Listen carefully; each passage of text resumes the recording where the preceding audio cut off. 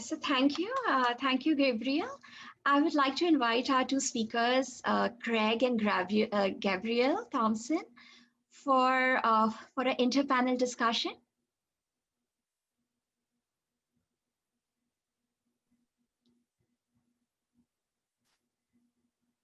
Right. Well, Nancy.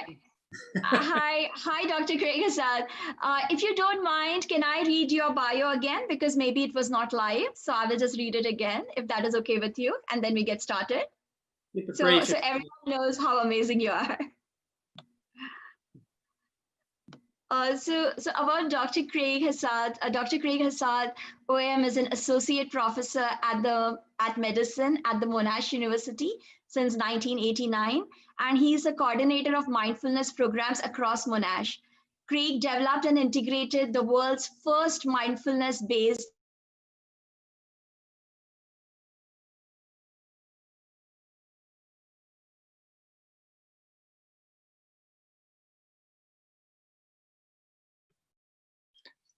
I think you're on mute, Nancy.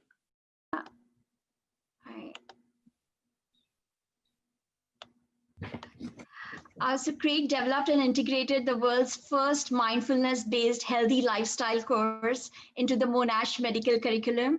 He has co-authored over 100 papers in peer-reviewed journals and is regularly invited to speak and run courses in Australia and overseas in health, education, government, and corporate contexts.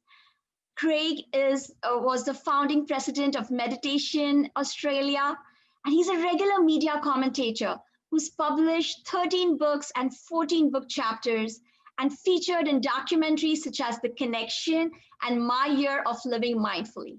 He co-authored the 2 free online mindfulness courses in collaboration with Monash University and FutureLearn. And these are rated among the leading online courses in the world. In 2019, Craig was awarded the Medal of the Order of Australia, OAM, for services to medicine. So presenting Dr. Craig Hassed. So welcome to the panel, both of you, Gabriel Thompson and Dr. Craig. So my first question to you is to you, Dr. Hassed. So you presented an incredible amount of research on how mindfulness and meditation actually have very physically seen evidenced benefits, and I'm literally in awe. One of the questions coming up is people feel that they can be mindful when everything is peaceful, when they are sitting, when they wake up in the morning, mindfulness. But how do we extend that to the whole day? How can you be mindful when you're losing your mind? I suppose you can be mindful of losing your mind in the sense of paying attention to what's happening in the present moment. So because we're mindful doesn't mean that we'll never have a moment of anger or anxiety or frustration or fear. So we are human and we experience the full gamut of emotions and so on. Now we might find if we become more mindful in our life that there's less anger and there's less fear, etc. But these things can arise certainly. But if we're mindful, we're able to observe them as they're arising. There's an awareness of the emotional reaction to something, an awareness of a physiological response. And if we're just on automatic pilot and not aware in the present moment, then our reactions without thinking and without any discernment, and we get very much controlled by those emotions. Whereas if we're more mindful, an emotion might arise like anger or fear, but there's an ability to stand a step or two back from it, to observe the reaction, the emotion, the physiological response.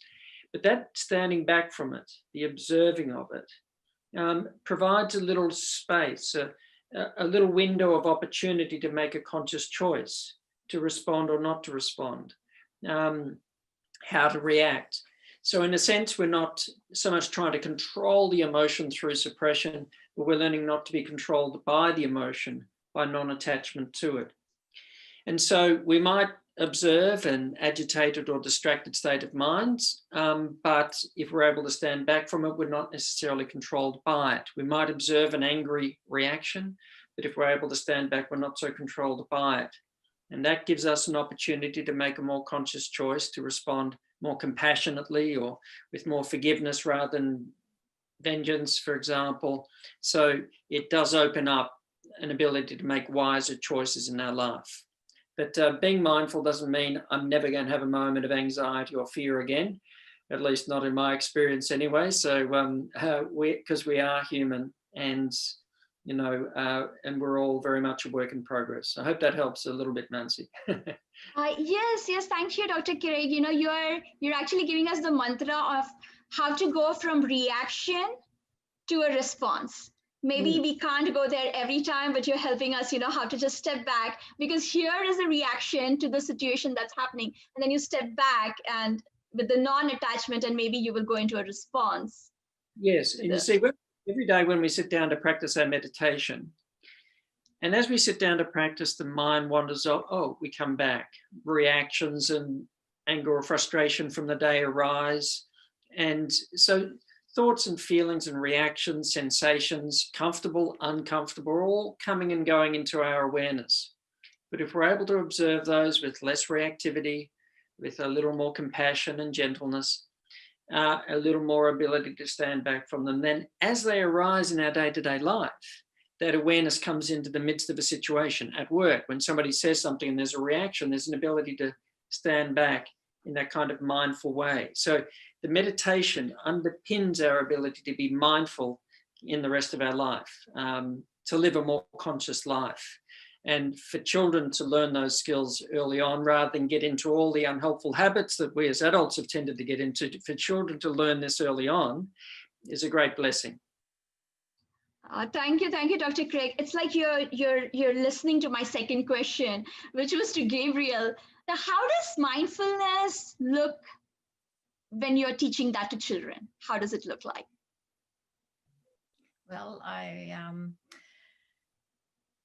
as in my speech, and hopefully it was heard, it was a bit distorted from my end, but I find young children that I worked with at the age 4 or 5, that they're naturally mindful. That young? Wow.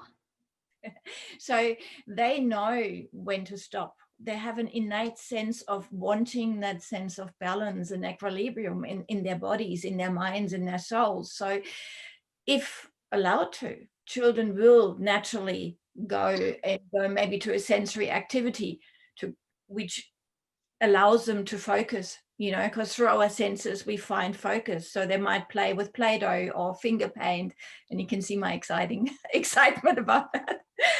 and they're coming in the present moment naturally. And most children will also do that naturally. They might go outside and touch the ground. They might take their shoes off, and being in nature, anyone who has children or has worked with children, they become calmer.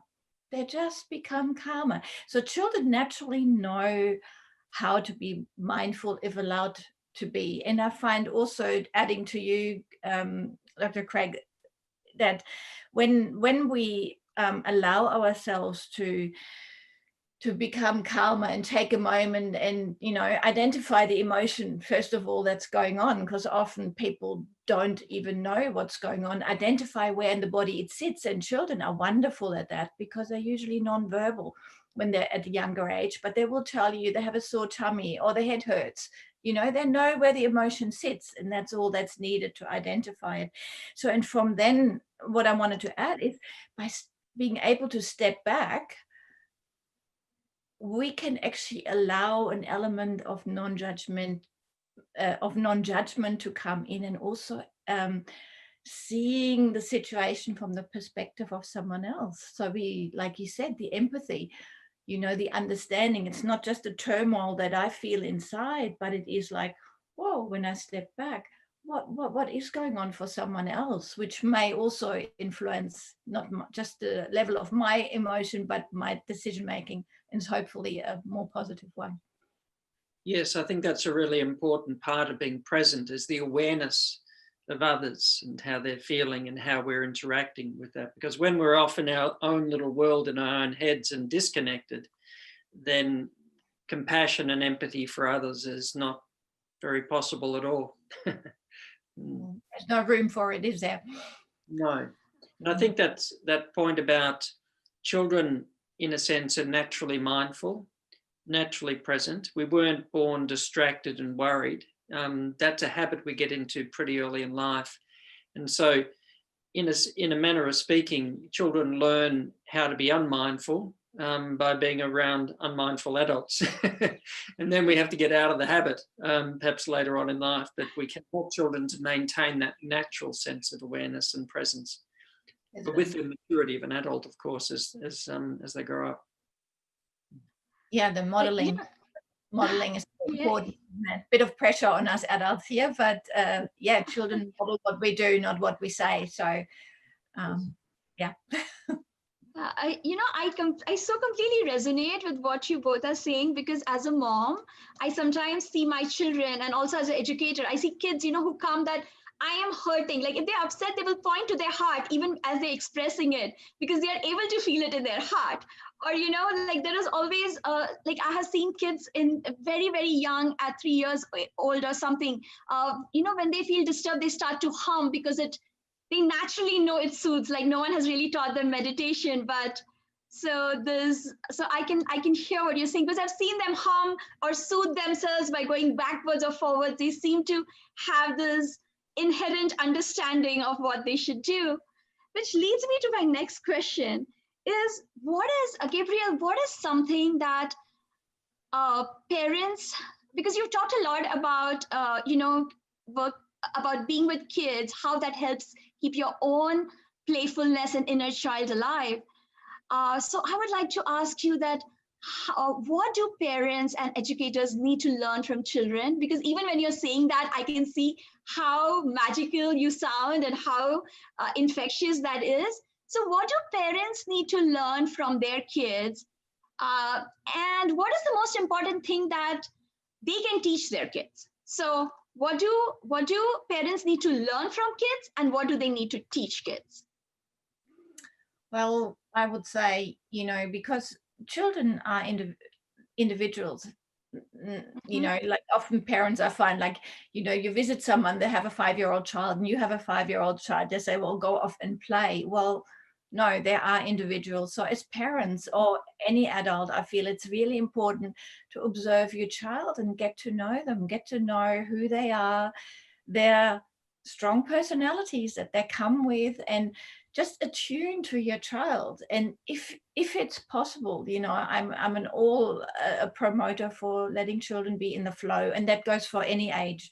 And of course, we all have places to be, but to kind of work around the flow of the child, and learn from their children, say what works for you. Not saying, well, we're all doing this now and this is how it works. To an extent, of course, I'm a parent, there's sort of limits, you got to juggle these, but to go with the flow of your child, saying what would work for you, how do you feel today, what's your day like today, and go with that. And children, even young children, they know, like I always like the example, parents, being overprotective. You put your jumper on because it's cold. The child knows whether they're cold or not. And if they get cold outside, they just learn by consequence because they don't have a jumper on, so they get one, so let the child be. Now, as far as parents go, and I mentioned that before, and Dr. Craig did too, is that the modeling. The children model us, like they model us all along, even through our teenagehood, and they pick up our values, our ways of doing and being. So the best thing anyone could do for themselves, but also as a parent, is to practice mindfulness, to be mindful in their lives. And it doesn't always happen. Of course it doesn't, but you can always bring yourself back. And I would like to see all parents meditate. Absolutely. The children, the young children pick it up, and that's what sort of where my passion is. When they're 4 and 5 and even a little bit younger, they have it. It's there for most children. So let's support that as parents, as educators, as the world, let's keep that going, that momentum in education. If I could just share a little bit on that question as well, because I think it's a really yes, important. please. Give 3 little examples given by parents. in mindfulness courses I was running. And one parent was trying to get out the door in the morning, making the lunches, and the child was coming up, 5-year-old say, and had just been drawing something, and mummy, look, and so holding up the drawing, and yes, that's lovely, lovely. Now go and put on your shoes. I've got to get out of the house. Mummy, look, I am looking. Yeah, lovely, beautiful. Now put your shoes on. And mummy, look, and all of us, and she was doing a mindfulness course, this mother, and all of a sudden she had a moment of awareness. Oh, she turned her head, but she didn't actually look. The child knew that the parent was totally distracted, and in a sense, the child being in the present moment was teaching the parent to actually pay attention. Could see that the parent wasn't looking, even when they thought they were. And all of a sudden, she dropped her agenda. She sat down with the child, looked at the drawing, and these were her words. She said, it was a jewel in my morning, this little jewel, this little beautiful moment of sharing. And the child was happy, and she was happy. She was calmer. The mother was calmer. But she said when she spoke with a different voice, and from a calmer place, a more present place. And so one other example was a parent down at the beach trying to be mindful, and trying to listen to the waves and now see. And then she was kind of getting into knots, trying to be mindful. Am I mindful? What should I be experiencing being mindful on the beach? And all of a sudden, again, about a 5-year-old comes up with a spade and a bucket, wants to start playing and building sand. So all of a sudden she stopped trying to be mindful and just engaged with her son.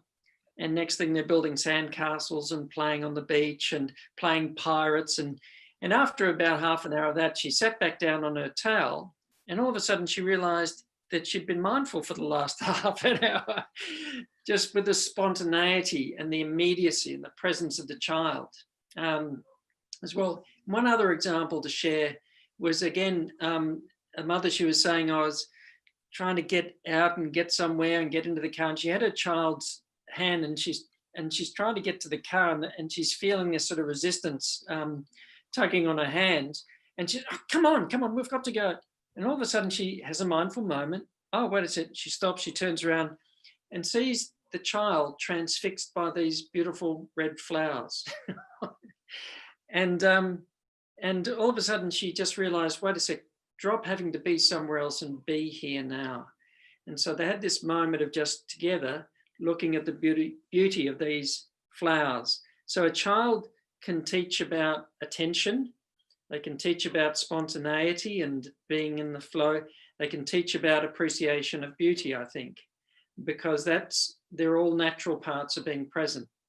And of course, there's lots that children need to learn from adults as well. But precisely, if we're modeling distraction, inattention, etc., making simple things complicated, children pick that up very early. Yeah. And if I may add to that, like often parents, yes, please. They need to spend more quality time with their child, and that's adding on to what you just said. Is often, I mean, and there's a lot of parents who do differently, but often parents feel like on the weekend I have 2 hours and I go bike riding with you, or I go to the playground with you. Those moments, that is the ultimate quality time children crave and parents can have. Those moments when they show the picture and say, have a look at it now. And because often parents think, oh no, this will take half an hour and I haven't got half an hour.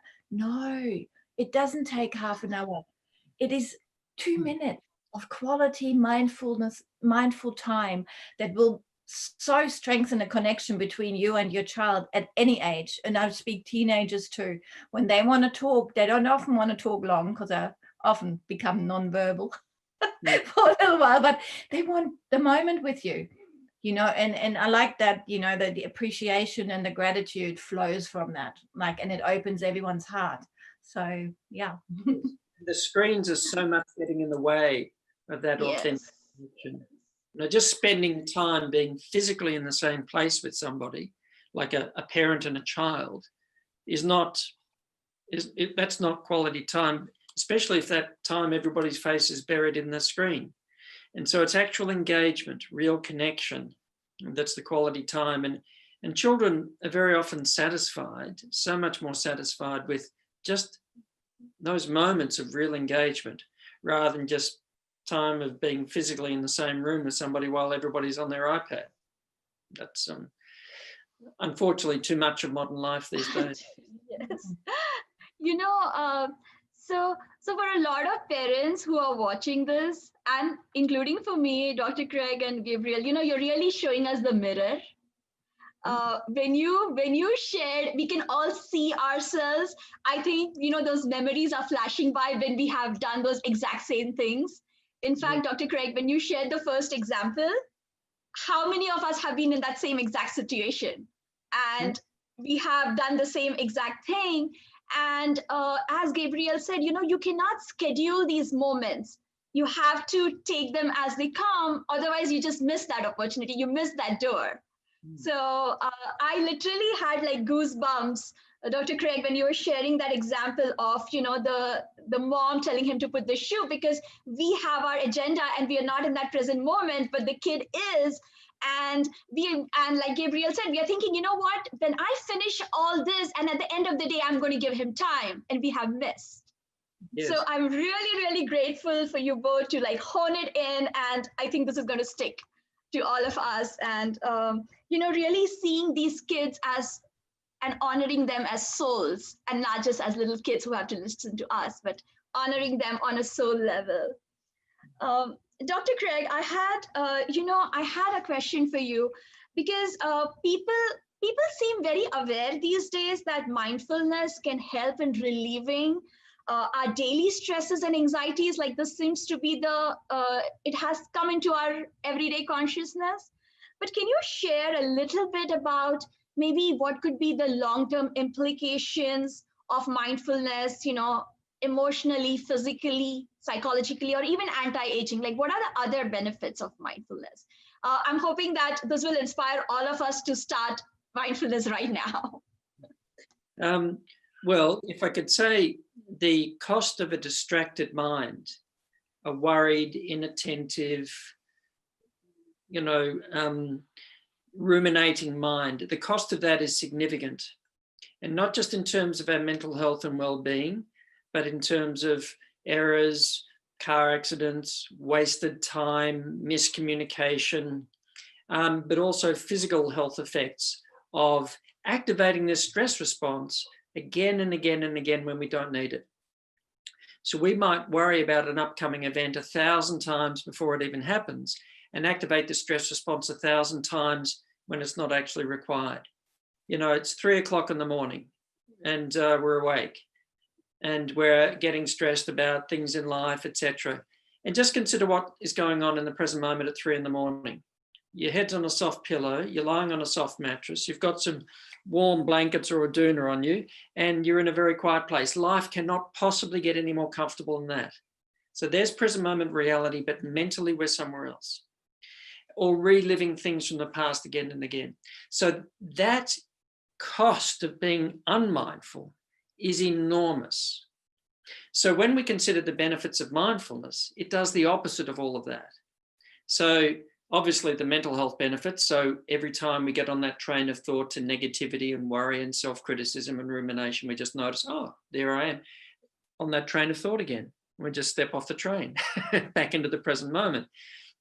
Or just brooding on anger, step off the... So there's the mental health benefits. We drive more safely, we communicate more meaningfully, we make less errors. We don't have to read something 4 times because we didn't take it in the first time, because we pay attention. So we save a massive amount of time. But from a physical health point of view, as I just hinted at, and I didn't have long to go into it, but the physical health effects of chronic stress are very significant. So we do the opposite. So the brain, so by about the age of 50, studies show that the brain is about 7.5 years younger on average for a person who practices this compared to somebody who doesn't. So the brain ages less quickly, which has big implications for when a person might get dementia, for example. The effects on our immunity. So there's negative impacts on our immunity and resistance when we're very stressed and so on. Mindfulness reduces inflammation, but it stimulates healthy immunity. So we've got more resistance. If we get, we're less likely to get sick. If we do, we're less likely to be more severely ill. and recover more quickly. I mentioned about aging. So studies show that people who practice mindfulness are aging slower, and not just in the brain, like I mentioned, but actually down to the DNA of the cells, right? So it actually slows down the aging process, which is getting to be a more and more attractive option for myself all the time, right? So that's more attractive, so, I mean, I could go on with other effects, but relationship-wise, more empathy and compassion, and doesn't the world need a lot of that at the moment? And so the benefits of mindfulness are many and varied. And I think that there are so many different benefits because it's this one thing that underpins everything else that's important in life. If we get the awareness bit right, then it makes other things more possible. It'd be like stepping into a room that's very dark and you've got a whole lot of things you need to do in that room. And we're walking around stumbling over things in the dark and so on. You'd say, well, what's the first thing you need to do? Turn on the light. So to make anything possible, you just turn on the light. So the light is like the awareness, and it illuminates everything else, making things understandable, making things possible. And so it's like this overarching capacity, which has all of these other benefits. So that's perhaps the way I think about it, is just turning on the light. If we get that right, everything else is a piece of cake as far as I can see. Dr. Craig, this is so enlightening, literally, because I am in awe by the far-reaching consequences it has, like even on our DNA structure, because all this time, I've been thinking that it is mostly preventative, but once you have something you can't really do, but you're saying that it can even change. It can change you at a DNA level. It can change you at a brain level. It's just, I mean, there is no reason not to get this started. It's just. Well, yes. And you see, and it doesn't mean, if we've got cancer, for example, and we start practicing meditation, it's all going to go away. Right. But what we can do is we can start to help the body's resistance to do what it needs to do. So whether we change the course of an illness or whether we slow down the progression of an illness, or at very least our capacity to cope with an illness. Yes. Improve our immunity. So if we get a serious infection, that we may still get some sickness from it, but far less severely ill. So it can alter a whole range of things, but it's not like life is going to go away. Right. Like we practice mindfulness and we will never experience physical pain. We might, but we may well cope with it with a whole lot less suffering than otherwise would have happened if we're less mindful and constantly worrying and ruminating and getting reactive emotionally to the physical discomfort. So it really changes things on quite a significant level, but life is still going to happen, mindful or not, but our way of being within that can be very, very different. Thank you, Dr. Craig. It does put it in perspective. The pain might just happen, but it might definitely lessen the suffering. We need not suffer as much, and I think that is an important. How we cope seems such an important part of our healing. So thank you, Dr. Craig. Gabriel, I would love to hear if you have seen the benefits of mindfulness in behaviors. Sometimes. We all talk about the terrible twos, and some people say that the terrible twos continue way beyond the twos. And they're like, at 6 also, we are living the terrible twos, and our kid has gotten very stubborn and rebellious, even though he's not a teenager. It's like you're going from terrible twos to a teenagers who have. So how does mindfulness help in behaviors? Or have you seen what is your take on that? Like, have you seen it improve behaviors once the behaviors have already come in? Well, I find, 2-year-olds are a different kettle of fish, so to speak. There's a lot of emotions going on in them, but I feel also with 2-year-olds or teenagers, once the young people, I'll call them, have a sense of attunement to self and have an inner connection to themselves. And with that, if we practice mindfulness with them, we have the connection with them. So these special moments do happen. then I find the children of any age, they value connection out in the world. So they will actually look for real connections. They're not happy with, they will be online, of course they will, that's their, you know, life, but they value the true connection with people, which is an amazing thing, because a lot of young people these days only value the connection through Facebook and Instagram and who knows what, and that's not real, that's not realistic, and that's constantly reinforced and needs to be reinforced all the time. Well, if they're attuned to themselves and know themselves really well, have the inner connection, the connection with a greater awareness and with the family members, there's a sense of calm and peace even in teenagers, and I've seen that myself, you know. So, and just something I wanted to add is sort of this, in my many years with grandmother Parisha, I've sort of learned that, you know, you can meditate every morning or on Saturdays or whenever it fits, but mindfulness is all day. It's a life skill. It's an essential life skill that has to move through every day. And I find to be gentle there with everyone, with the children especially, and with the adults, in saying, whoops, there's 2 hours and I haven't even stopped to think and be aware. It's okay. It's okay. We are humans after all. Just say, I'm going to be aware now, you know, like, and get on with it, you know. And you're waiting in a queue, don't, you know, your mind goes off and you say, oh, I'm waiting and they're late. If your children model that, they will think the same way. But you could say, waiting doesn't exist for me. I'm just going to be mindful. Ah, there's a tree. Ah, that woman wears a nice red jumper. You know, like, you can transform situations. So, yeah, I'm not sure that I went off track here, but I'm pretty excited. Gabriel, I can really hear your compassion and the wisdom of, you know, grandma flowing through this space. You know, I think we can feel what you're saying. I think we are going to that place of mindfulness as you speak. It is. Look, it's an attunement to self and attunement to others, and even young children can learn that. If I'm attuned to my 2-year-old who throws a tantrum in the supermarket, which is quite stressful for myself, and I attune myself to myself while everyone is watching and thinking what a bad mother I am, at least I can move with it. If I get stressed, the child is stressed, this is not going to work in any way, you know. Yeah. Escalate the stress. And say, you know, you flip your lid really quickly because it's just too much. But if you can stay here and say, he's throwing a tantrum because there's a lot going on for him right now, and what the other thing does not matter so much, you might stand it. I hear you. You know, anger seems to be the fastest escalator in the whole world, you know, faster than anything technology has come up with. I sometimes like to say dealing with a 2-year-old tantrum in a supermarket is like black belt mindfulness. Like, that's that's for the faint-hearted, to be able to be accepting and open and non-reactive in a situation like that. It's really not that easy.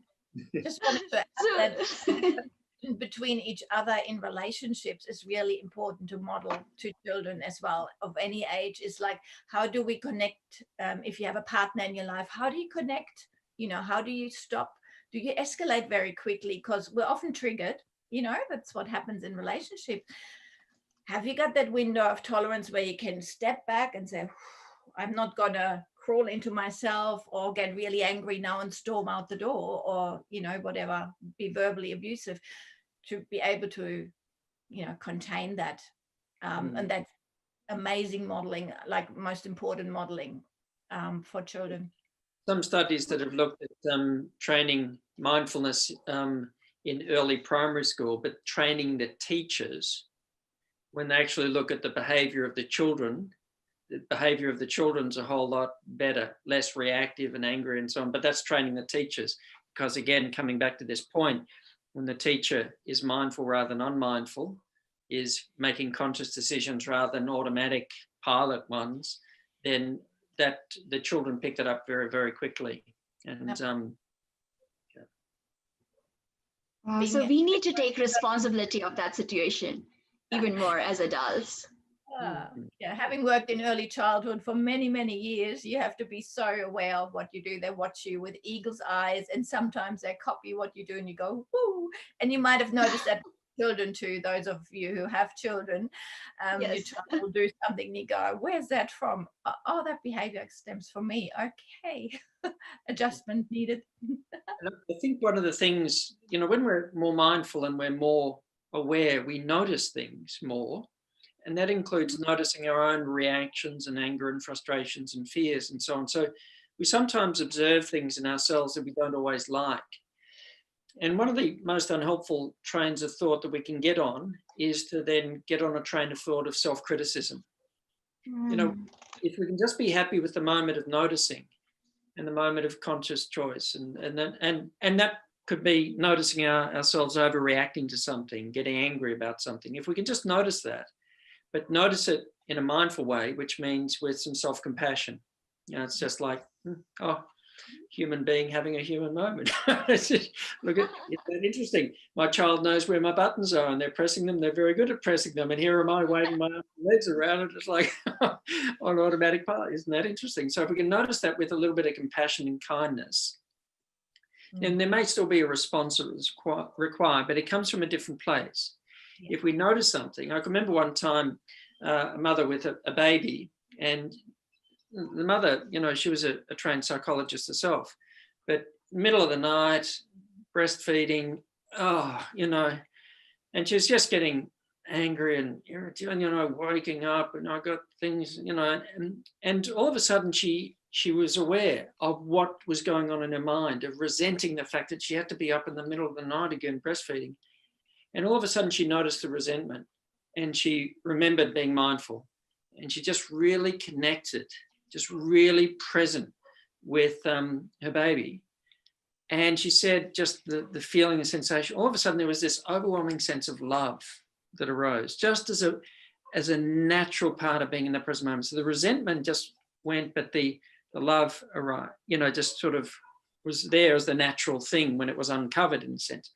But she said, and this was an important thing, what happened moments later was this thought came in, what a terrible mother I am for resenting breastfeeding my baby in the middle of the night. How terrible. And that train of thought, it's like being mindful. It's like, whoa, it's interesting. Let that train of thought come and go. Just stay on the platform. Just stay in the moment. Because if we're not, it's very easy as an adult, as anybody, to get on those trains of thought of criticizing the things that come to our awareness when we're mindful. Yeah, absolutely. And, the judgment of self can be just as harsh, or not even harsher than of often others. We have a tendency to judge the world around us. So that's mindfulness, is learning about not judging. But also we're the harshest critics of ourselves often. And self-compassion and kindness is just the beginning and the end, isn't it? Yeah, and it doesn't mean ignoring what's been noticed. It means, by all means, learning from it. That if we can teach children to cultivate that kind of self-compassion when we make mistakes, etc., and to cultivate that compassion for others, then that's a really important thing to learn, I think, early in life. Thank you, both of you. I have a final question for both of you. As you have gone on this journey of mindfulness and working with so many people on this journey, what is this one piece of advice or wisdom which you like to pass on to all our audience?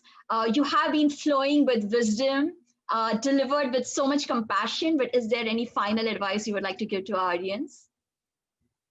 I would say that perhaps the potential for mindfulness is more than just using time more efficiently or coping better with pain, etc. I think ultimately it can teach us to know ourselves better. And I don't mean to know our particular preferences and so on better, to actually the core of our being. So that ultimately it's about transcending all of the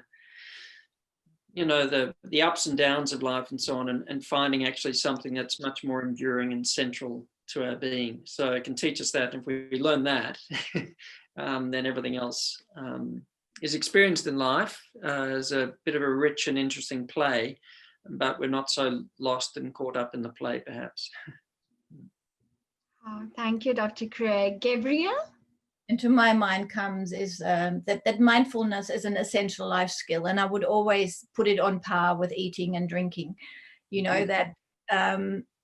No, I do put it on par. Like it's just so essential to practice, and like Dr. Craig said in presented earlier, it's like our neuron pathways change. You know, if you haven't practiced mindfulness throughout your day much, keep doing it. It will become easier. And like you said too, Dr. Craig, it's eventually having that place of peace inside that you can access, especially in the times we're going through. And life will always happen. There's always things that are out of our control. You know, life will always happen. That's just what life does. But to be able to access that place of peace inside, you know, is just magic, absolute magic. It is absolute magic being here with you, Gabriel and Dr. Craig. As a token of our deep appreciation, we would like to share a token. Can I ask the technical team to present it, please?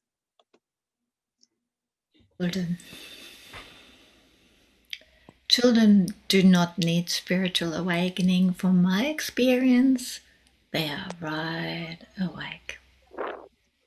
Hello?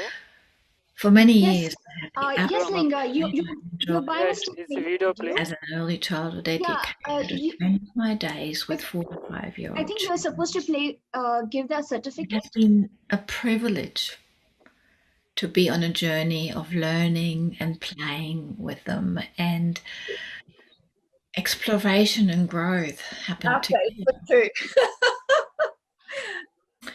I would like to take you on a journey of spirituality and connectedness through the eyes of young children.